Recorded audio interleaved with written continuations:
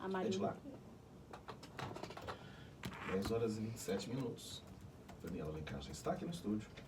Aí, semana passada, eu fiz uma proposta para a Daniela sobre o seguinte. Tem muita gente que toma água de tudo quanto é tipo. Eu, inclusive. Tomo água com limão, já falei com ela aqui a respeito disso, mas tem vários.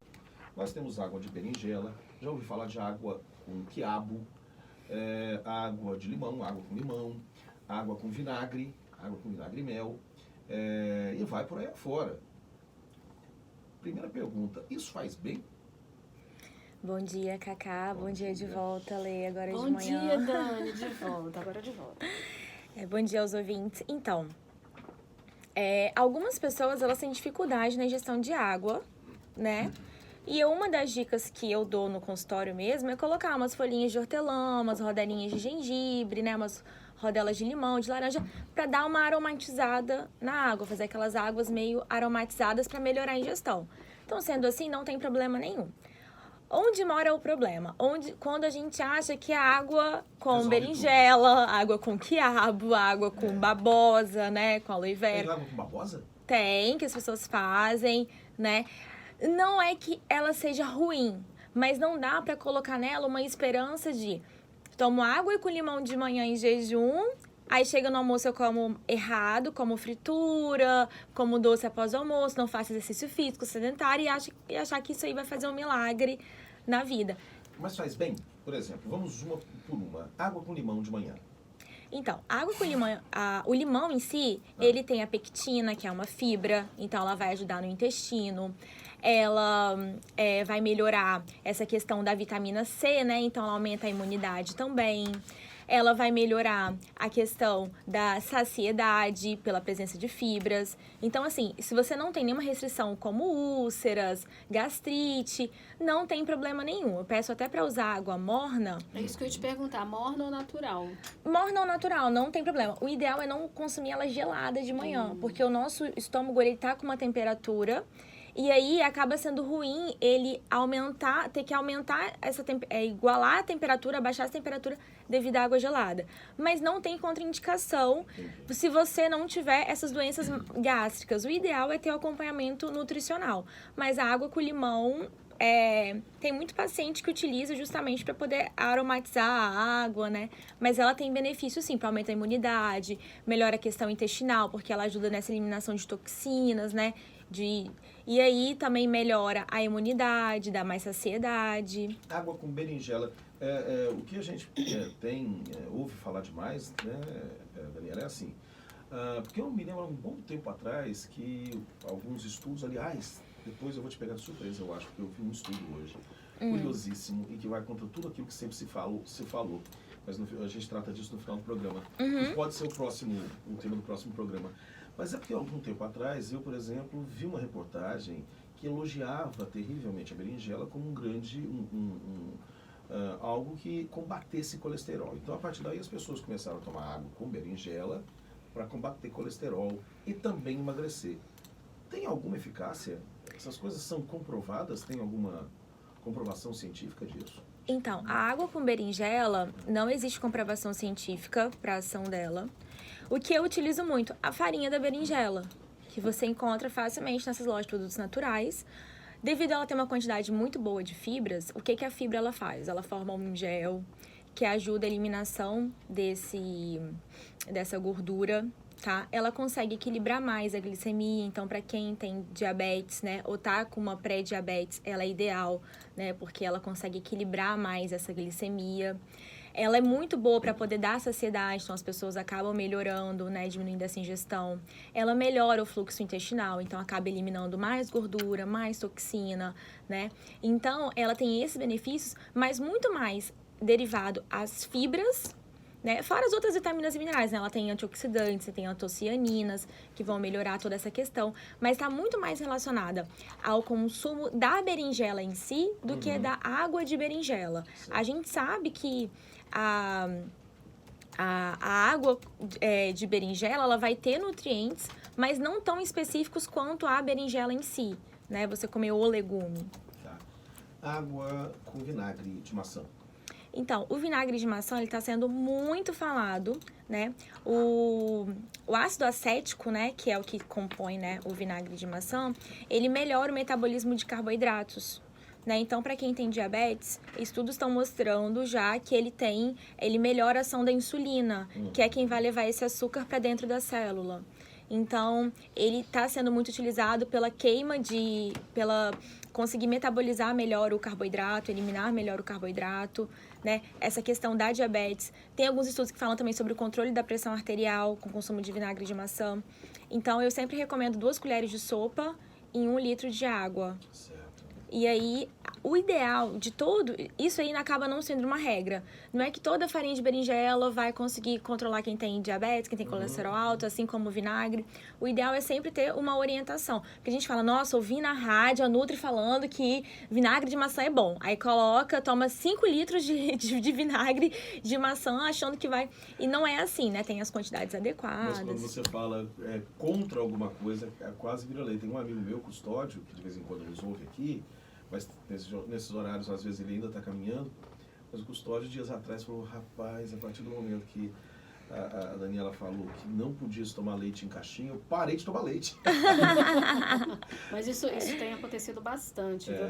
Tem participação, Letícia? Tem várias já, né? Dúvidas sobre água também, Dani. O Vinícius Guerra fala o seguinte, água hipergelada, congelado no vidro, gelada, fria ou ambiente, faz alguma diferença? Não faz. A água gelada, o que acontece com ela, às vezes a gente diminui um pouco a ingestão, né? Porque ela é tão gelada que você não consegue tomar uma quantidade adequada. A mesma coisa acontece com a água com gás. Ela acaba dando uma saciedade maior, né? A diferença de água normal e água com gás? Água com gás tem que ser evitada? A gente pode falar disso todo mês da água com gás, porque as dúvidas sempre vão surgir. Fala. Então, a água com gás, ela tem o dióxido de carbono, né? Então, para quem tem alguma questão de distensão abdominal, de flatulência, que são os gases, né? Ou alguma síndrome do intestino irritável, né? Ela não é tão aconselhável. Mas, para quem, às vezes, tô no restaurante, uma alternativa para o refrigerante é uma ótima opção. O que acontece com a água com gás é justamente isso. Às vezes, como a água com gás você não consegue estar tomando ela em grande quantidade, ela acaba não substituindo a água mineral que a gente consome, né? Então, o ideal é estar consumindo a água com gás nessas eventualidades, esporadicamente, ou uma quantidade de 600 ml no dia, mas não achar que está suprindo a quantidade da água mineral, que é o que acontece muito, né? Pergunta que sempre surge, água com gás engorda? Não engorda. Pode ficar tranquilos. O Reinaldo Damasceno perguntando aqui, olha, já li, Dani, em algum lugar que ao acordar pela manhã, tomar um copo de água é quase que medicinal. Teria algum fundamento isso? Né? Então, quando você acorda, né, o ideal do consumo da água com gás é você já iniciar com a hidratação, né? Você passou um longo período, e aí de 8, 12 horas, 6 horas, enfim, sem consumir nada, né? Então, o ideal é que você consuma a água até para poder dar uma diluída no suco gástrico que tá ali de forma acumulada, né? E você já iniciar, eu falo que a água ela é muito adaptativa. Quanto mais você consome, mais sede você vai tendo. Então, assim, tem muitas pessoas que acham que, mas é porque eu não aguento tomar água, não gosto. A partir do momento que você acrescenta 3 copos a mais ao dia, você já vai criando esse hábito, você vai sentindo mais sede, né? O corpo ele vai se acostumando com isso. E é uma coisa que eu sempre falo, muitas pessoas confundem sede com fome. Porque os alimentos, eles têm grande quantidade de água. Como o corpo sabe que você não vai beber água, ele fala, então come. Para ele poder retirar a água do alimento. Então, muitas vezes, não é fome, é sede. Uma dica que eu dou é, fez xixi e bebe um copo d'água. Que se você está eliminando, automaticamente você vai ter que repor essa ingestão hídrica. E ter as garrafinhas, que aí, igual você tá, Cacá, com essa garrafinha linda, que aí você consegue controlar mais ou menos, entendeu? Tem muita gente que bebe água de bebedoura. A água de bebedoura é uma coisa que você não consegue muito quantificar a sua ingestão de água. Por isso que o ideal é ter a garrafinha que você consegue colocar como meta. Mas Nutri, uma outra dúvida. Faço muito xixi durante a noite. Provavelmente é uma pessoa que não bebeu água ao longo do dia e deixou para beber toda essa água à noite.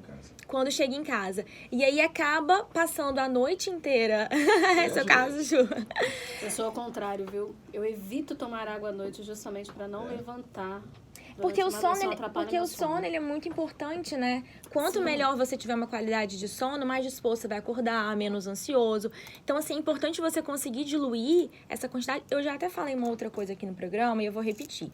Tem muita gente que acha que são 2 litros de água pra todo mundo. Isso. Não tem como, eu tenho 1,55 m, gente. Você falar pra uma pessoa que tem 1,55 m, uma pessoa que tem 2 metros, que os dois têm que tomar 2 litros de água, né? Existe uma conta muito simples. Você pega o seu peso e multiplica por 35 ml. Então, são 35 ml para cada quilo de peso. Pelo amor de Deus, no meu caso vai dar. Agora, Dani, a gente quando depois realiza um exercício físico, uma caminhada, né? Principalmente nesse calor, quando você vai tomar uma água, vai a garrafa de 500 ml praticamente de uma vez só. Isso faz mal? Não, não faz mal, não tem problema. Provavelmente você acabou tendo uma sudorese maior, né? Sim. E aí você acabou eliminando uma quantidade maior de água do que o que normalmente, se você estivesse fazendo suas atividades normais, você estaria eliminando. Então o corpo ele acaba necessitando de uma reidratação. E cai até na pergunta aqui do nosso ouvinte Vinícius. Faz mal beber água sem vontade? Ele diz, só para bater aquela meta, né? Isso que você falou aqui agora. E aí, assim, quanto mais o corpo tá pedindo água, você deve tomar? Deve tomar. Depois de um exercício, sem problema. Não tem problema nenhum. E se você não tiver sede, você pode também estar consumindo. Porque às vezes tem paciente meu que às vezes fica muito ansioso. E acaba que a água, o fato de você tomar um pouco mais de água, ele traz uma sensação de bem-estar, de tranquilidade, entendeu? É o momento em que você para. Porque às vezes as pessoas consomem por muita ansiedade. Então, o momento de tomar água é uma hora que você para, que você ingere a água, é um momento de mais tranquilidade. Então, você acaba consumindo, não tem problema nenhum. Eu já ouvi falar também que a partir do momento quando a gente sente sede, é porque o nosso corpo já iniciou o processo de desidratação. Sim, com certeza. Ele acabou já dando um sinal de que ele já está no limite, né? De que daquela forma ele não pode passar. Aqui no meu Instagram, tem uma pessoa perguntando, a Tânia Reis, sobre inchaço. Se inchaço é excesso de água. Muitos cardíacos, né, tem que tomar diurético justamente por conta do... Tem muitos... O coração não bombeia direito, né, a água vai pro pulmão, então vai acumulando água. Tem essa restrição de consumo, será, Dani? Então, algumas patologias, tem quem tem problema renal, tem que verificar a quantidade do consumo de água. Então, assim, o que a gente está falando aqui é sobre o público em geral, de pessoas saudáveis que querem mudar hábitos, mas se você tem alguma restrição, o ideal é procurar um profissional para estar ajustando essas quantidades, os horários. Tem paciente que eu preciso fracionar mais, colocar, por exemplo, 50 ml de água por hora, que é o copinho de café. Então, isso aí vai depender muito da pessoa e se ela tem alguma patologia. Uma outra questão é, sim, me sinto retendo muito litro. Geralmente não é excesso de água, é falta de água. Ah, é? Porque o corpo, ele retém. Porque ele sabe que você não vai consumir água, então ele acaba retendo aquela água. Ele se prepara para a ausência. Porque você não está consumindo. Então, quanto mais água, maior a diurese, maior a eliminação de água. E uma outra questão também são pessoas que às vezes não fazem exercício físico. E acaba tendo essa retenção, porque o sangue ele não tá circulando, ele acaba acumulando em um lugar só, e junto com ele também vai o acúmulo hídrico, né? Então, é exercício físico e geralmente a ingestão maior de água, né? Que as pessoas acabam utilizando muito. Tem também a questão da água de coco, né? Que muita gente consome. Muita gente consome água de coco direto, como se fosse uma coisa... normal, uma água normal. Um alimento muito rico, né? Mas tem algumas contraindicações, né? Isso. Alguns, principalmente pacientes renais, também tem que ter cuidado por causa da quantidade de potássio, enfim. Ela é calórica, tá? Agora, ela é como se fosse um Gatorade, vamos dizer assim. Só que natural, sem corante, sem açúcares, enfim. Ela vai repor todas as suas vitaminas e minerais. Porque quando você soa, você não tá perdendo só água. Você perde micronutrientes também. Principalmente em atleta, a gente tem que ficar super de olho em quem faz, mesmo não sendo atleta, mas eu tenho paciente que não é atleta que pedala 50 quilômetros.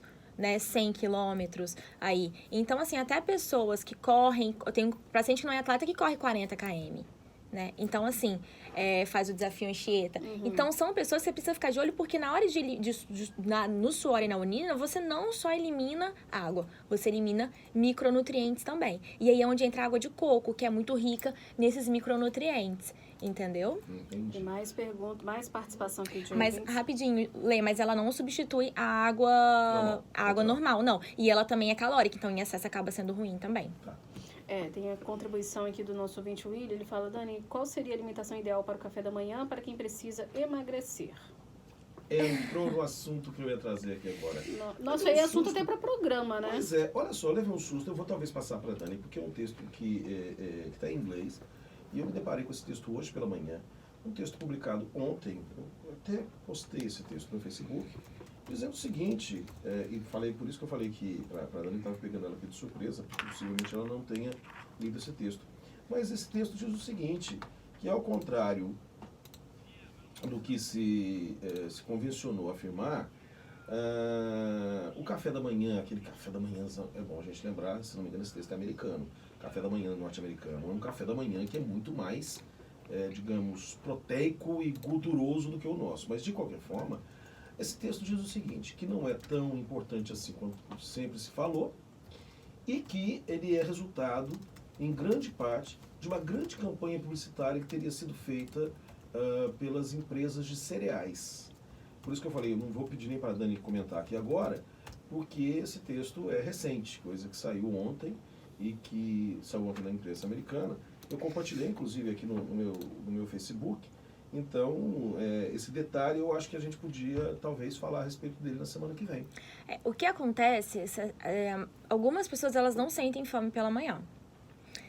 E eu também. Já falei com a Dani. Não, eu também não sinto fome de manhã. Mas o que fome. acontece? Em algumas pessoas, essa falta desse café da manhã, ele pode dar um efeito rebote no jantar, um efeito rebote à tarde.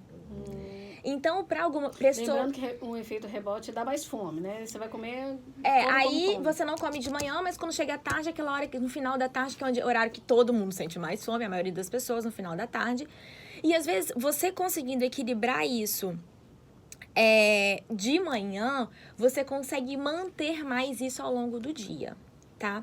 Existem pessoas que, por exemplo, entram num jejum intermitente, que é aquele momento que você fica sem comer, enfim, e que se sentem mais saciadas ao longo do dia, né? E existem pacientes meus, por exemplo, que têm compulsão alimentar. E, geralmente, pessoas que têm compulsão alimentar, que têm aquela vontade excessiva de estar comendo, que quando come além do que está necessitando, que o ideal seria ele estar fazendo essas refeições, ele estar comendo a cada 3 horas, para não gerar essa compulsão alimentar. Então, esse artigo, né, ou esse hábito das pessoas de não estar querendo comer de manhã, ele é muito específico. Isso vai depender da pessoa, isso vai depender... Porque tem gente, se é um paciente meu, nutri, não gosta de comer de manhã, mas é um paciente que eu avalio que ele tem uma compulsão alimentar, que ele tem uma necessidade ou que ele tem uma fome exagerada ao longo do dia... E também não adianta você não comer de manhã e chegar no almoço, comer um prato de macarrão e comer uma batata frita. Isso aí porque você faz um desequilíbrio nutricional. Quer dizer, além de você não estar ingerindo pela manhã, o alimento que você vai ingerir após essa refeição vai ser um alimento que não tem qualidade nutricional nenhuma. Então, isso é muito individual. Por isso que o ideal é um acompanhamento para quê? Para fazer esse ajuste. Será que eu sou uma pessoa que eu preciso comer muito? Tem paciente que, às vezes, só um iogurte de manhã com uma granola sem açúcar já tá ok. E que o paciente sai do jejum, não sente muita fome, fica tranquilo. E tem paciente que você pode entrar com jejum intermitente. Tem paciente que não, que obrigatoriamente você tem que colocar um café da manhã mais reforçado, com um pão integral. Tem paciente meu que já chega e fala assim, não quero nada que seja muito restritivo, porque eu não consigo manter. Dani, olha, pergunta interessante aqui do Cadu, lá de Vila Velha. Ele fala, bebo 700 ml de água em jejum todos os dias e só me alimento 30 minutos depois. Dizem que é bom para a limpeza do ácido clorídrico. É verdade? Então, não é nem a limpeza do ácido clorídrico, é a diluição. Foi o que até acabei falando mais cedo. À noite, você tem um acúmulo de ácido clorídrico no estômago maior, porque você ficou muito tempo sem se alimentar. Então, a água, ela vai fazer o quê? A parte de hidratação, de diluição desse suco gástrico, e é até adequado que as pessoas façam realmente um período...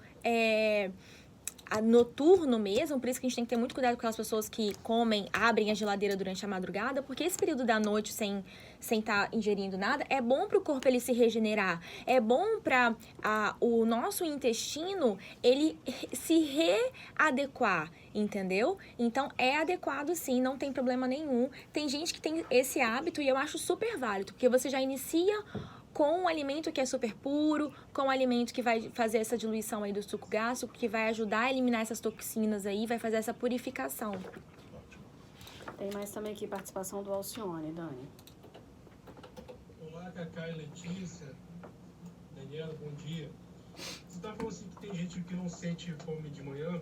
Eu não sentia fome de manhã também não, mas devido ao meu trabalho e o que acontece, eu tinha que ficar, para não ficar parando, o que aconteceu? Eu comecei a me alimentar, meio que pouco eu me alimentava, tomava café da manhã, comia pão normalmente, aí comecei a criar o hábito, ou seja, comecei a ter a vontade de me alimentar de manhã. Isso também, como quero dizer, se vai ao costume, a pessoa começa a se acostumar a comer de manhã, forçar, a pessoa volta a se alimentar de manhã. Bom dia para todos. Hábito, né? Questão de hábito. É a força do hábito. Eu até dou um exemplo para os pacientes no consultório, geralmente quando eu estou na consulta, que eu falo assim, se todas as vezes que eu for levantar dessa cadeira, eu for comer, meu corpo vai entender que sempre que eu vou levantar, eu vou ter obrigatoriamente que comer. Ele se condiciona a isso, né? É o poder do hábito. Como a gente pode se adaptar a coisas boas, a gente pode se adaptar a hábitos, não que sejam ruins, mas hábitos que talvez não sejam tão saudáveis. Mas isso daí, por exemplo, para ele que trabalha pela manhã, a falta do alimento e a falta da ingestão pode fazer o quê? Ele sentir fome, sentir vontade de comer, aí ele não come, não tem tempo, e quando chega no almoço a gente quer comer até as paredes. E isso é muito comum de acontecer. Às vezes a falta do alimento ele pode causar uma desconcentra, e aí se desconcentra, corre risco de ter um acidente de trabalho, né? Por isso que essa questão do café da manhã, de qual alimento a gente coloca, isso é muito individual, né? Das quantidades, vai depender de cada pessoa mesmo. É verdade, Dani, a gente tem várias perguntas aqui, até fogem, né? Claro, sempre elas várias perguntas fogem de outros assuntos aqui. São 10h49 já. Não dá mais tempo hoje. Eu vou colocar só mais uma aqui, do Franco, que com certeza é o que muitos passam também. Já gostaria de agradecer aos ouvintes. A gente volta com mais contribuição da Dani. Na semana que vem, Dani, a gente pode até falar dessa questão do café da manhã. Que tem gente que está falando aqui que deixou de comer pão, deixou de comer arroz, ou seja, de trigo e não está conseguindo emagrecer. Ou seja, ele cortou o carboidrato, não está conseguindo emagrecer. A gente entra nessa questão também, mas olha a dúvida do Franco, coitado. Mas é a dúvida de muita gente. Bom dia, Band News. Chego do serviço às 19 horas e não consigo ficar sem janta. O que eu posso jantar para me começar a emagrecer? Tem gente que atrapalha até o sono se não jantar, né, Dani? O que eu peço sempre para os pacientes fazerem é assim, o jantar, para quem não trabalha à noite, porque existem pessoas que trabalham à noite, né? O jantar, para quem não trabalha à noite, ele tem que ser geralmente a metade do que você comeu no almoço. Porque, teoricamente, você não precisa de tanta energia. Você vai dormir. Por que você vai aumentar tanto o carboidrato assim à noite? Então, o que eu recomendo são carnes mais leves, como o frango grelhado, um peixinho, né? Tentar aumentar a ingestão de saladas, de folhas, de legumes, alimentos que sejam de fácil digestão. Porque como você não vai estar tão ativo, tem que ser alimentos que, até o horário de você dormir, eles já tenham feito boa parte da sua digestão. Letícia, imagino que tem um monte de gente perguntando aí ainda, né? Mas vamos deixar... 10h50, temos ainda a participação de Varela e talvez a Dani aqui ainda. Dani, fica para a próxima semana. Vamos deixar um dia aqui, inteiro a Dani aqui. Mas é pergunta o dia inteiro que vai surgir, com certeza. Temos várias perguntas aqui que infelizmente peço desculpa para os nossos ouvintes. Mas semana que vem a Dani tá de volta aqui com a gente, viu? Obrigada, gente, pela participação de vocês. Sempre aí ajudando a gente, né? A construir o programa. Também, participação já perguntaram sobre glutamina aqui, a Thaís perguntou. Tem várias perguntinhas, mas a gente não consegue, né? É isso aí, gente. São 10h51. Só lembrando do horário da Dani aqui, às quartas-feiras. Às 10h20 da manhã. 10h25, dependendo um pouco do programa de Ricardo Boechat. 10h51, a gente volta daqui a pouquinho.